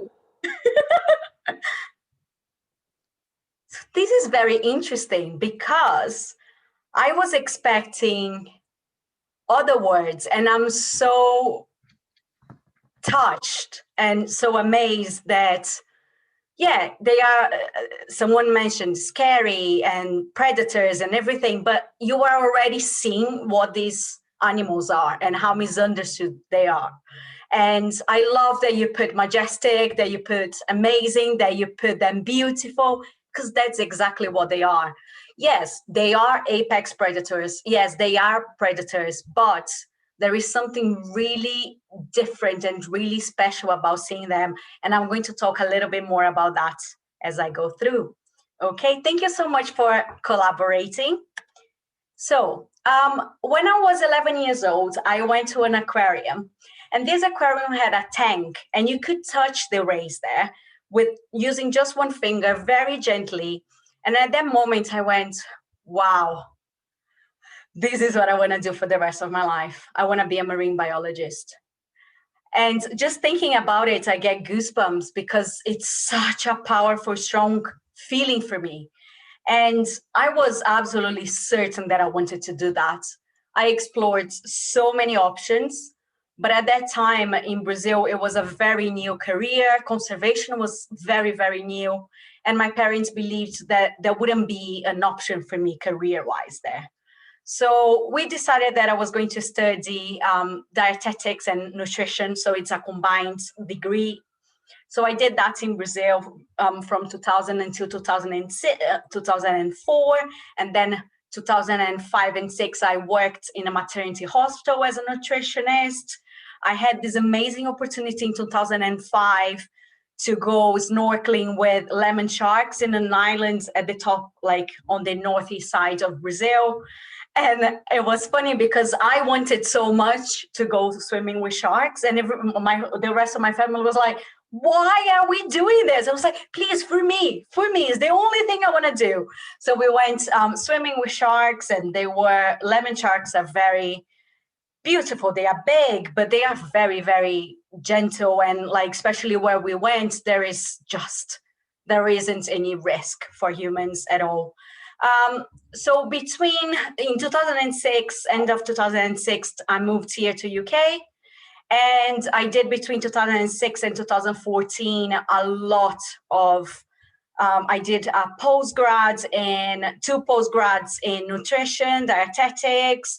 I studied a lot of things. I helped with research in the area, but I was never really fulfilled. There was always something missing. Like, I enjoyed it, but it wasn't like my passion. And between 2015 and 2017, I was trying to just discover something that really got me excited again. So I tried life coaching. I tried so many different things, and nothing was really hitting me. Nothing was really making me wow. And then in 2017, I had this opportunity to go traveling by myself for 2 weeks, and I chose to go to Hawaii and dive with One Ocean Diving, like Kayleigh. And I went on 2 shark dives there, snorkeling shark dives. And the moment when I got into the water with those animals, how gentle they were, how majestic they were, and I felt so safe. They were so timid, so shy, and it was just this literally life-changing experience for me, mainly because I've always loved them. They have been my favorite animal since I was a young child, but mainly because it kind of reconnected me with my passion, with what I really wanted to do. So I came back from Hawaii, and in September, I went to South Africa in Hans Bay to do a volunteering program with a Grey White Shark diving company. So while I was there, we were also doing small shark population studies. So we would catch them, tag, take pictures, take measurements, write down the size, the sex. Because why would we do that? Because small sharks are a food source for bigger sharks. So if we want to make sure that gray white sharks stay there, we needed to make sure that there was enough food for us.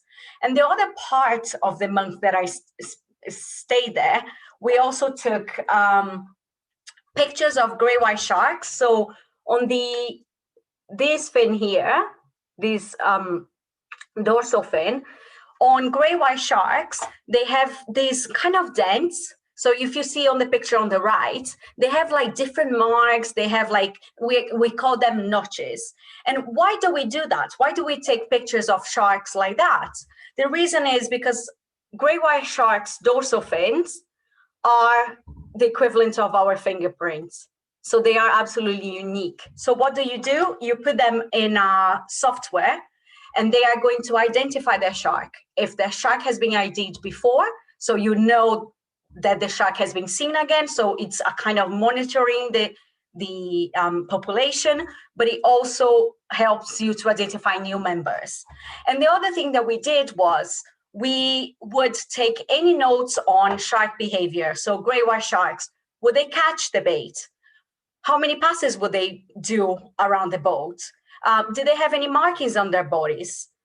Were they male or were they female? And did they have any other like damages to their body? So for example, the shark here on the left, I know that the shark is called Scarlet because she had a dent. She had a piece of her caudal fin here missing, and is a female 4-meter great white shark. And this shark was just extraordinary. She stayed with us for about 2 weeks. And she just loved the attention. And she was so, you wouldn't expect great white sharks to be gentle, but she really couldn't care less about the bait. She couldn't, because the bait is this size. It's nothing. Like it wouldn't give her any, it wouldn't give her enough food. So for her, it was like, why should I waste energy to pretty much like not gain anything? So she would just stay and hang around the boat for about 2 weeks. So she really helped me to change my perception of sharks. So when I came back, I was determined. I'm going to move into conservation. I'm going to follow my passion. So I started researching masters because I felt that that was the best way for me to move careers. Because I hadn't, like, apart from South Africa, I didn't really have any experience working in the marine environment apart from always loving it. So I chose the University of Exeter for loads of reasons. So my master's was meant to be 2018 to 2019, but I got ill, so I had to interrupt. And at first I was like, oh my God, like I just want to get into the field. But that ended up being a very big silver lining for me. That was such a lucky thing, because early last year, Exeter Marine, which is a part of University of Exeter focused on the marine environment, they put calls out for students wanting to do research projects, and students that needed funding in order to do these research projects. And I was super lucky to be awarded and chosen by them, and I got to start my project that has been my dream project my whole life. So I'll talk a little bit more about my project in a second, but 24% of all sharks, rays, and skate species in the world are threatened. And what do we mean by threatened? So the IUCN has an extinction risk. And by threatened, they mean any species that are classed as vulnerable, endangered, or critically endangered. And these are the 3 classifications below you becoming extinct in the wild. That means disappearing from the wild. It doesn't exist anymore in the wild. And out of all these species that are being threatened, 25 species are critically endangered. They are 1 step away from becoming extinct in the wild. And one of the animals that we can think of is the great hammerhead shark. So you are probably thinking like, okay, but so what is your project? So why are you now talking about Brazil? So I'm Brazilian, and I always wanted to do a project in shark genetics to help the population of sharks in Brazil. I always wanted to do something from here, from UK, helping Brazil, making a contribution, feeling like I'm making a difference, but without having to be there. So I was very, very lucky because Exeter Marine chose to fund me. And then I'm going to talk a little bit more about the research in a second again. But sharks and rays are sold in Brazil under the generic term cação. So cação can be sharks, can be rays, can be undetermined, can be fish. You know, it can be a lot of things. So there is a lot of mislabeling of the products being sold. A recent study showed that 70% of people that would eat cação had no idea they were sharks. 68% of all the groupers that had been sold in another study were actually sharks, but sold as fish. And there is a big poor management in Brazil's fisheries.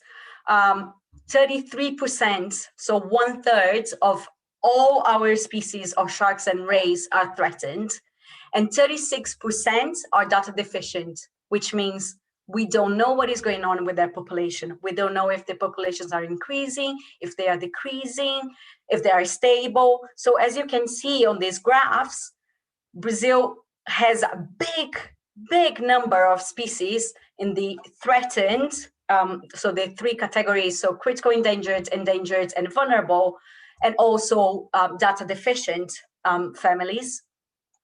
And Brazil is among the top countries in sharks and rays fisheries, just adding even more to the pressures on sharks. So here, this quick map of South America is just to illustrate how many different species are found around South America. So how would you identify shark and ray species from tissues? So my project was to take tissues from Brazil and identify what species these tissues relate to. So how do we find that? Do we look at the animal, the tissue, and we are able to identify? Do we do DNA genetic analysis? Or we simply cannot identify it? Like once the animal has been cut, there is nothing we can do. So I'll give a little bit more time. So far, most people are thinking DNA genetics analysis. And what is the problem with DNA genetic analysis? Is a very, very expensive method of analysis, okay? So I'm going to move on. So the fact that I got the funding from Exeter Marine meant that I was able to do this research, because doing genetic research, DNA analysis, is very, very, very expensive. Not just from like you extracting, like getting a little bit of DNA and then multiplying it, but to get the sequence of DNA so you can identify the species, that is very expensive. So here on the top, on picture number 1, you can see some shark fillets being sold in Brazil. It's a very cheap meat and very widely consumed. At first, the plan was to do sharks and rays products from Brazil, and we were also going to get some samples from Peru. So in Peru, the traditional ceviche is made with shark meat, but due to COVID, we haven't been able to get those samples. So, and I wasn't able to go to Brazil to collect this data. So my parents and a friend went around to fishmongers, to supermarkets and other places, and they bought 36 different samples of sharks and 2 samples of rays. And they collected a tiny, tiny little piece, as you can see on number 2, put into these specific liquids to preserve and make sure that it arrived here in UK. And this is me very happy, very fulfilled in the lab doing the analysis. Okay, so we have been able to identify 3 species, 3 of our samples, 3 out of the 38. That could be for different reasons. It hasn't been so, as other people have spoken about, especially Jess. You can never, like, there are certain things that there is nothing, like, you have to keep trying. And lab has like, I'm starting completely from scratch. I've barely done any lab work like in years and years and years and years. So I've been very, very lucky to have an extremely patient, kind researcher called Dr. Andrew Griffiths, and he's my mentor. And we've been in the lab since September last year. So we've been like for quite a few months now in the lab, trying to make sure that we get enough DNA to be able to identify. So we've been able to identify 3 samples, as I said. 2 of them are longfin makos, and 1 is a southern stingray. So longfin makos have recently been moved from vulnerable to endangered category, which means that they are getting closer and closer to the risk of becoming extinct. Okay, the risk of extinction has increased. And this research has so much potential to demonstrate how Brazilians continue to mislabel sharks and sell sharks as something else, like Kayleigh said about using different terms. So in Brazil, it's very common, cação. So we need a better fishery management. We need to establish proper conservation areas. We need to educate people, fishermen, and we need to educate consumers, final consumers about this. And from these samples that we've been able to identify, having a longfin mako, which is a threatened species, is something that highlights that sharks are clearly endangered sharks. Threatened sharks are clearly being commercialized still in Brazil, and we need to do something about it before it's too late. And it will be too late if we don't take action. So just to finish, my takeaway message is it's never too late to follow your passion. And I'm speaking this from like personal experience. I've never felt more fulfilled, more excited about life than I do right now. And it is a joy to be able to be here, speaking to you, sharing my passion, sharing my story. So I got these 2 quotes here. The first one is, follow your own passion, not your parents, not your teachers, yours, Robert Ballard. And the second one is, if you feel like there is something out there that you are supposed to be doing, if you have a passion for it, then stop wishing and just do it. It's a very similar quote to something that Amy said. So I'm really glad that everyone is on the same frame of mind. Thank you so much. Amazing, thank you. That was so good. That is great. I think once again there's a couple questions in the chat if you want to answer that. But this is the end of our whole talk. So thank you guys all so much for coming. And I think hopefully some of our speakers and us 3 are going to hang around for a little bit. If you guys want to just kind of like throw any questions out there, either for our speakers who are left. So maybe if we have, I can't see everybody, but maybe if we still have any speakers everyone's left, here. Amazon.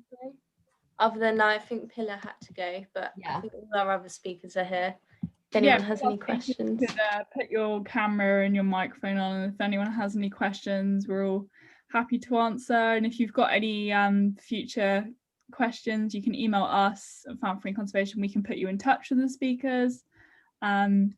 But yeah, we'll be uploading the video tomorrow. I've done a recording, and yeah, just hopefully we'll be doing some more talks as well. So if you keep an eye out on our social media, and I'll be sending around a feedback form that will have an option for you to like add if you want to be added onto like a mailing list for future talks that we do. So yeah, keep an eye out for that. But yeah, open the chat, see if we've got any questions. Where is the video being uploaded? That's going to be uploaded to our YouTube channel, which we can put on our Instagram. I don't know its exact name, so we'll put that up on our Instagram, so keep an eye out there. I believe we haven't uploaded anything yet. I believe I called it Falmouth Marine Conservation Group Outreach and Education, so it shouldn't be too hard to find. Yeah. Thank you, Amy. FMC, do you have any volunteer roles available? If you send me an email, it could probably be easier. I've got a lot of resources I can share with you to do volunteering. But yeah, we've definitely got some roles available for the education outreach team. I know oyster surveys are kind of looking for people to get involved with, and Sequest as well, which we do. Yeah, so if you shoot us an email, outreach@falmouthmarineconservation.co.uk, and I will get back to you about that. Just trying to see if there was any questions in the chat we missed. Maybe. Oh, there's one for Veronica. Yeah. There's a couple that she's responding to. Oh. So Natalie, can I answer here? Yeah, of course. Yeah. So Natalie, that's a very difficult question, because so apparently 60% of sharks that are landed, so sharks that are fished, are by small fisheries. I do believe that they do know that the sharks are becoming more rare, but I don't know, there is not a lot of information about shark conservation in Brazil, about education. I think there is a huge need for public education. And what we have to remember is, yes, of course, I do want sharks to be saved, but it's very, very important to remember that it's the livelihood of these fishermen and fisherwomen. And we need to find a way that is sustainable for them. So one thing that is huge is creating tours, like is done in Hawaii and is done in Moorea and is done in other places, where you show the local people the importance of having using other ways to maximize the use of the animals. So instead of you going, okay, I'm going to fish this animal, you make a lot more money from taking tourists out to see the animals than you would if you were fishing it. So it's all about, just it's like what Pilar said about like educating on the pollution. We just need to find a way to make it sustainable for them, and for them to understand that if they continue doing the things that they are doing, the animals are going to disappear and there will be no fish left. But if we change the way we do things, we can like make the most of this. We can protect the ocean. So it's tricky. Doesn't look like we have any more questions, actually. Yeah, it's looking pretty quiet. Thanks so much to all of you guys though for your talk. It was really amazing. Yeah, it was